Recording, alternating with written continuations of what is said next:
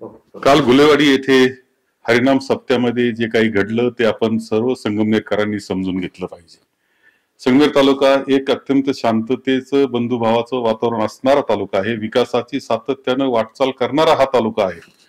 हरिनाम सप्ताह ज्या वेळेस असतो त्यामध्ये वारकरी संप्रदायाचे विचार मांडण्याचं ते व्यासपीठ आहे. आपले संतांचे विचार मांडण्याचं ते व्यासपीठ आहे.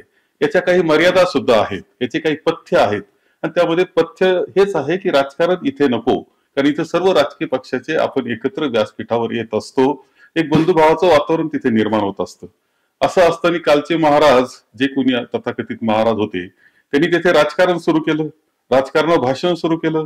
थोडा विरोध तर नागरिक साहजिकपणे करणार आहे, तो विरोध सुद्धा अत्यंत शांततेच्या पद्धतीनं ते विरोध करत होते हे आपण लक्षात घेतलं पाहिजे. त्यानंतर होणाऱ्या खोट्या केसेस, त्यामध्ये लावले जाणारे खोटी नाटी कलम, ज्या पद्धतीनं कलम लावले जात आहेत त्याच्यातून कुठेतरी छळ करण्याचा प्रयत्न हा चाललेला आपल्याला दिसतो आहे. याच्यातून एक दहशत निर्माण करण्याचा प्रयत्न चाललेला आहे, माणसांमध्ये भेद निर्माण करण्याचा प्रयत्न चाललेला आहे, आपल्या तालुक्याची शांतता बिघडून टाकण्याचं काम यामध्ये चाललेलं आहे.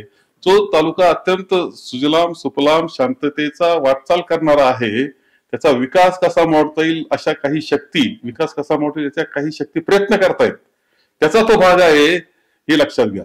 मागे सुद्धा विधानसभेच्या अगोदर एक असाच मोर्चा काढण्यात आलेला होता. त्यावेळेस ज्या गोष्टी होतात, निवडणूक आली की असा मोर्चा काढायचा, वाईट साईट भाषणे करायचे, इथलं वातावरण खराब करून टाकायचं. पुन्हा आता निवडणुका आल्यात, ते काय काल काय घडलंय हे समजून न घेता पुन्हा मोर्चा त्यामध्ये काढायचा आणि सगळं वातावरण कसं बिघडून टाकता येईल, तालुक्याचं विकास कसा थांबवता येईल याचा हा प्रयत्न चाललेला आहे. माझी संगमनेरकरांना अत्यंत स्पष्टपणे विनंती आहे की आपण जी राजकीय संस्कृती निर्माण केली, आपण जो बंधुभाव आहे, आपली जी विकासाची वाटचाल आहे ती चालली पाहिजे. ही आपली असलेली जी संगमनेरची एक वेगळी सुसंस्कृत संस्कृती आहे ती टिकवण्याची जबाबदारी आपली आहे. त्याचा कोणी मोडण्याचा प्रयत्न करीत असेल तर ते थांबवण्याची जबाबदारी सुद्धा आपली आहे. आणि उद्या जे काही घडतं आहे त्याच्या बाबतीत आपण अत्यंत काळजीपूर्वक या सगळ्या गोष्टी, या सगळ्या प्रसंग समजून घ्या आणि आपणच काळजी घ्या, असं मी आवाहन आपल्याला करेल.